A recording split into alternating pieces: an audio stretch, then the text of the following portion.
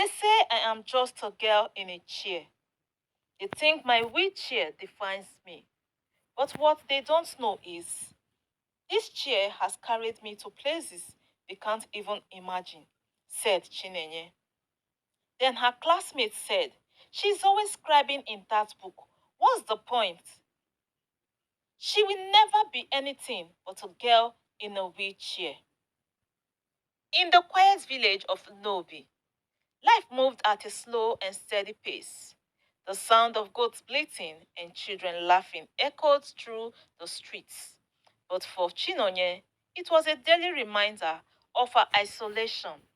At 10 years old, a terrible accident had left her paralyzed from the waist down. Now 16, she navigated life in a squawky second-hand wheelchair, and he had the nickname the girl with the rolling chair.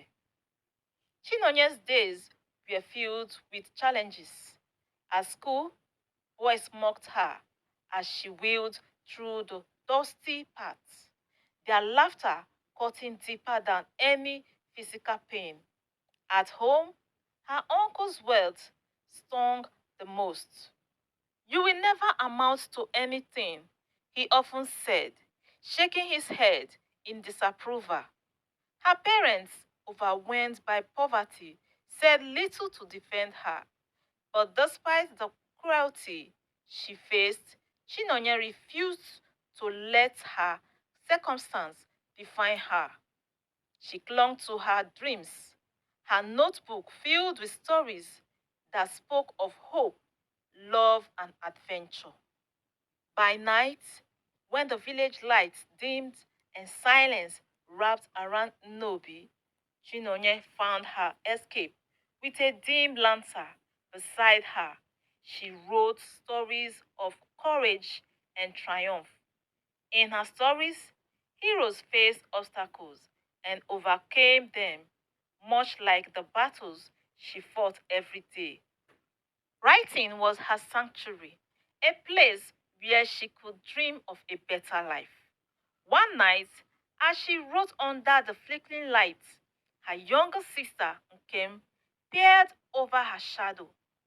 What are you writing, Chinonye? She asked, curiosity shining in her eyes. Chinonye smiled and hid the pages. Just stories, she replied softly, unwilling to share the depth of her dream with anyone.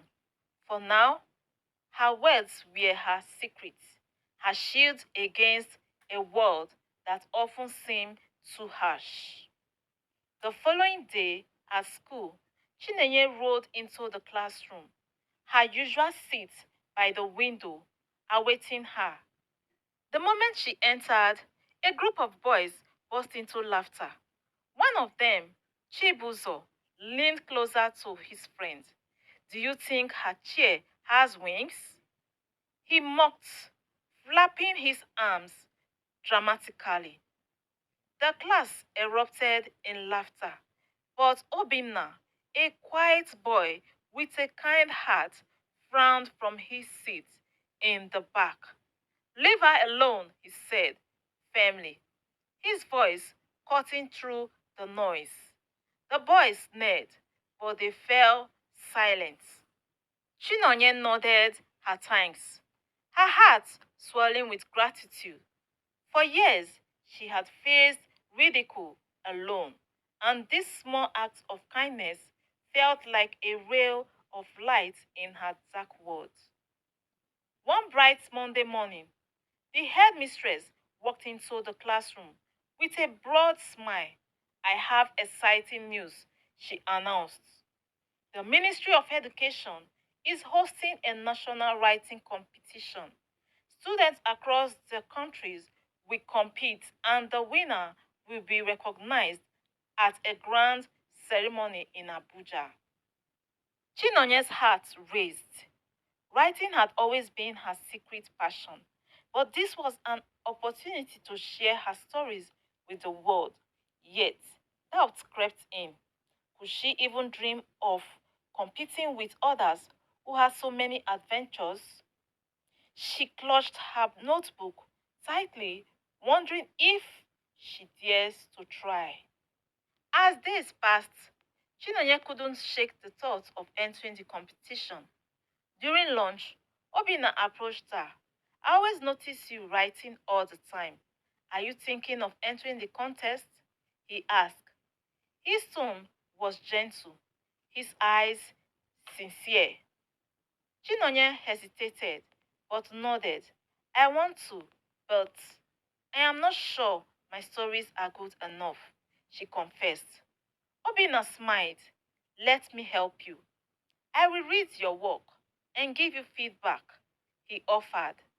Surprised by his kindness, Chinonye felt a spark of hope ignite within her.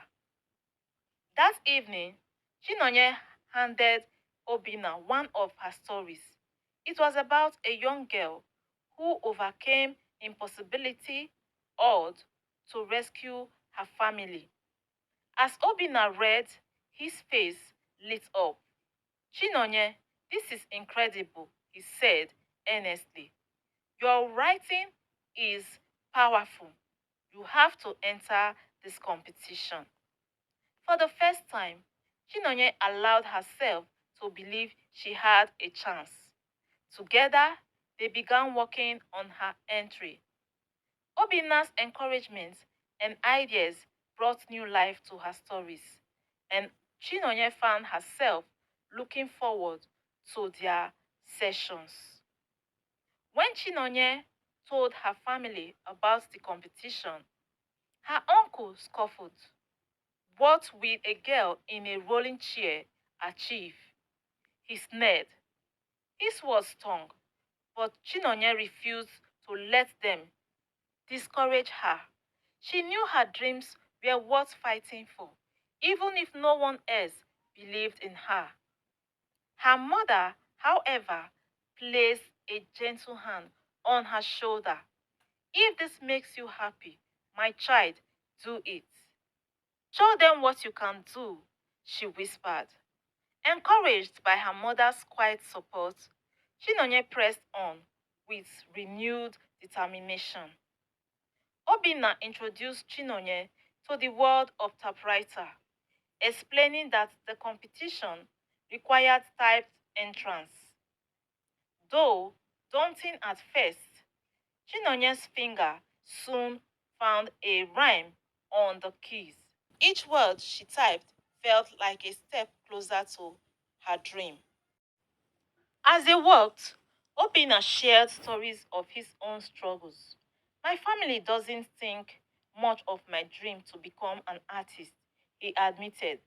Chinenye realized they were kindred spirits, bonded by a shared desire to prove the world wrong. After weeks of hard work, Chinenye's story was ready, titled The Heart That Rose. It was a tale of resilience and love, inspired by her own experience. Obina accompanied her to the post office to mail the entry. This is it, he said, smiling. Your story is on its way to greatness. Chinonye felt a mix of nerve and excitement. For the first time in years, she allowed herself to hope for something extraordinary. Days turned into weeks, and Chinonye waited anxiously for news.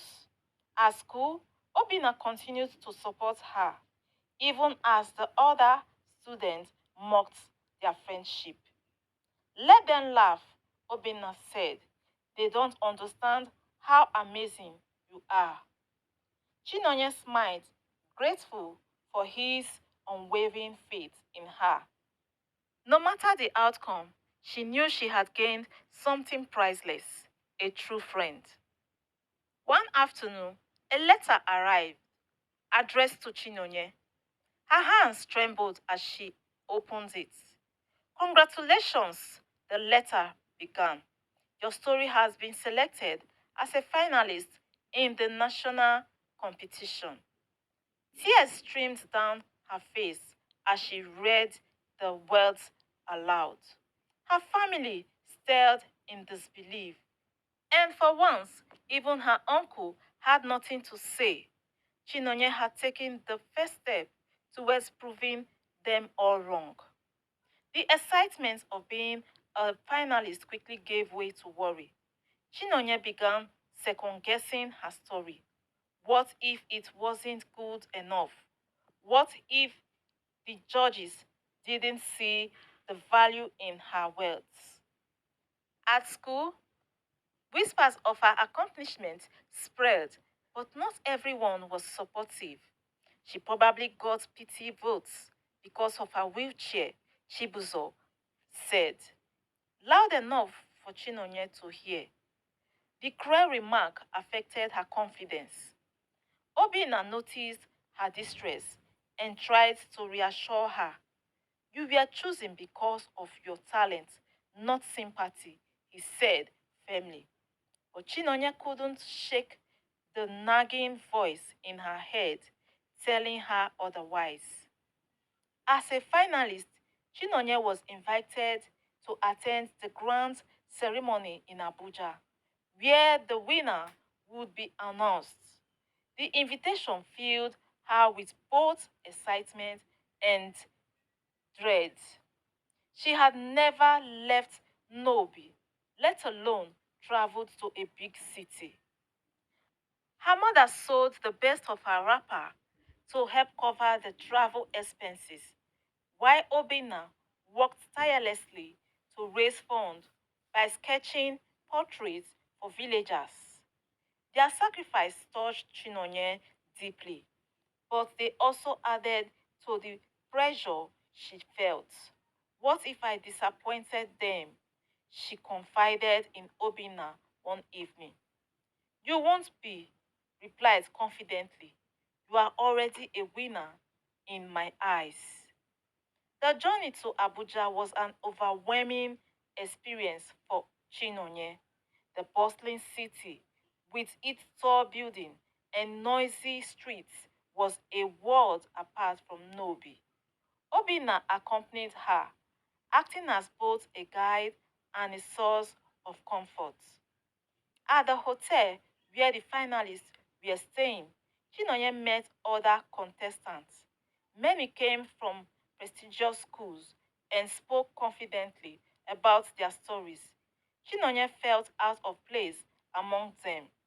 One girl, Adora, smirked as she glanced at Chinonye's wheelchair. You are the one from the village, right? This should be interesting, she said mockingly. The finalists were given an opportunity to present their stories to the judges in a small gathering before the main event. As Chinonye listened to the other contestants speak, her insecurities grew. Their stories sounded sophisticated and polished, while hers felt simple and raw. When it was time for her to speak, Chinonye's hand shook as she read an excerpt from her story. The room was silent when she finished. She couldn't tell if it was a good or bad sign. Adora's smirk returned, further fueling Chinonye's doubts. Later that evening, Chinonye sat alone in the hotel lobby, feeling defeated. A boy named Tunde, another finalist, approached her. Your story moved me, he said. It's the most honest one I've had so far. Chinonye was surprised by his kindness. You think so? She asked, hesitantly. Tunde nodded. Sometimes simplicity is what touches people the most. His words gave her a glimmer of hope, but the fear of failure still loomed large. The night before the ceremony, Chinonye couldn't sleep. She stayed up, writing in her notebook, pouring her fears and hopes into the pages. Obina sat with her, offering a quiet support. No matter what happens tomorrow, you have already accomplished something amazing, he reminded her. Chinonye smiled weakly. She wanted to believe him, but the weight of the competition felt heavier than ever.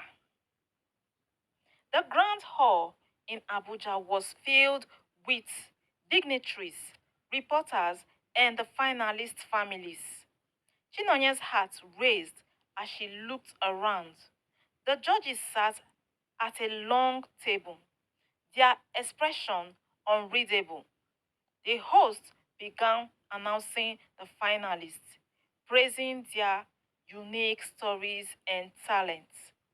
When Chinonye's name was called, she wheeled onto the stage, her palms sweating. She could feel the audience eyes on her, some filled with admiration, others with skepticism. She delivered a brief speech about her inspiration, her voice trembling but steady. As the ceremony neared its conclusion, tension filled the air. The host began reading the judges' comments, highlighting the strengths of each finalist's story.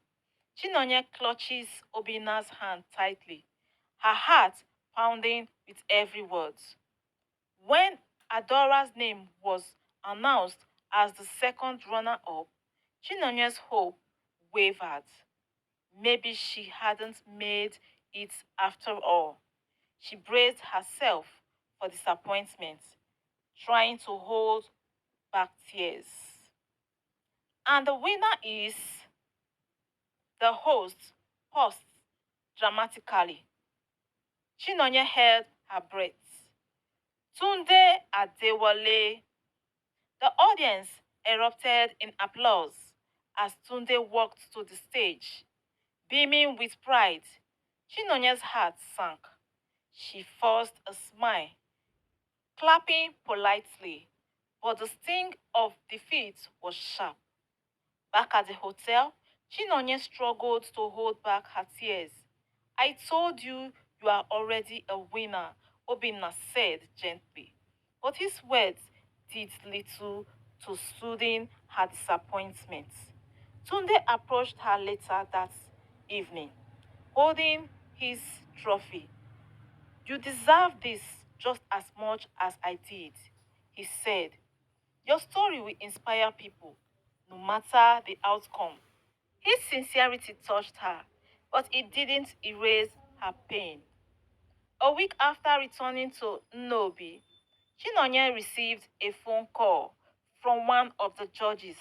Although you didn't win, your story resonated with us deeply, the judge said. We would like to publish it in our national magazine. Chinonye's heart raced. While she hadn't won the competition, her story will still reach a wide audience.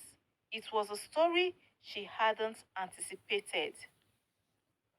When the magazine featuring Chinonye's story arrived in Nnobi, everything changed. Villagers who once mocked her began treating her with respect. Even her uncle, who had doubted her, was speechless as he read her work. Chinonye realized that success wasn't always about winning, it was about making an impact. The days following the magazine publication were serene for Chinonye. Villagers who had once ridiculed her now praised her. Children ran up to her asking to read her story, while adults spoke of her with newfound admiration.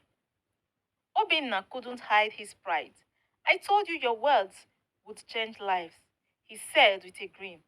Chinonye smiled, but part of her still felt the sting of not winning the competition. However, as she watched her story inspire others, she began to let go of that disappointment. One evening, Chinonye received a letter bearing the logo of a prestigious foundation. Inside was an invitation to a national writing workshop in Lagos. We were moved by your story, the letter read. We believe you have immense potential and would like to help you on your crafts.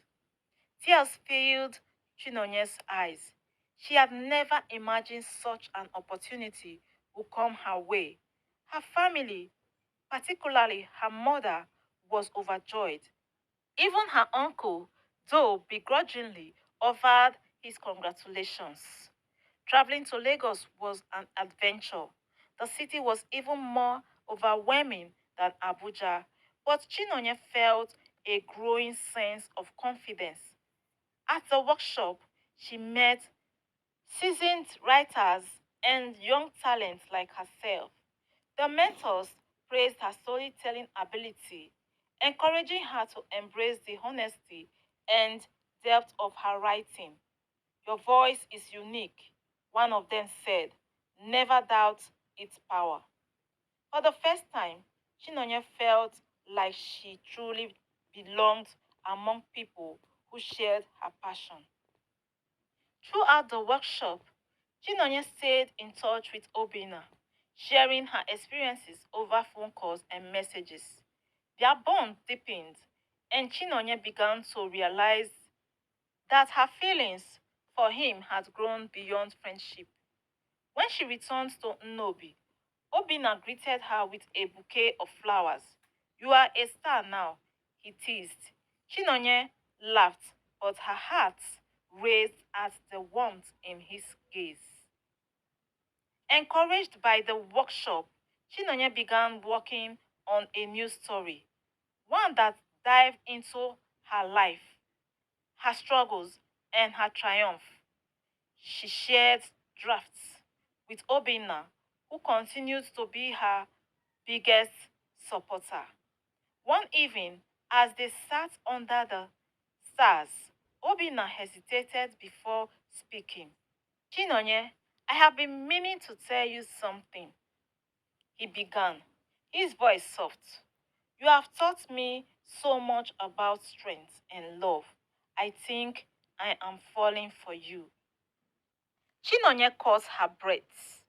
She had never thought someone could see past her wheelchair and love her for who she was. I feel the same way, she admitted shyly. Some months later, Chinonye's new story won an award from the Literary Foundation, propelling her into the national spotlight. She was invited to speak at schools and events, sharing her journey and inspiring others. At one of such events, she spoke passionately about her journey. Your circumstances doesn't define you, she said. What defines you is how you choose to rise above them. The audience gave her a standing ovation, and Chinonye realized that her word had become her strength. Back in Nnobi, Chinonye and Obina worked on a community project to encourage young people to pursue their dreams. Together, they started a library where children could read and write stories, just as Chinonye once dreamed of doing. As Chinonye wheeled through the village, she no longer felt like the girl with the rolling chair. She was now a symbol of hope and resilience. With Obinna by her side and her stories touching lives across the nation, Chinonye had carved out a life she was proud of. A life that truly rose with love, purpose, and triumph. Did Chinonye's story inspire you? Let us know your thoughts in the comment section. Don't forget to like, subscribe, and hit the notification bell to catch more inspirational stories that will motivate you to achieve your dreams. Share this video with someone who needs a little encouragement today.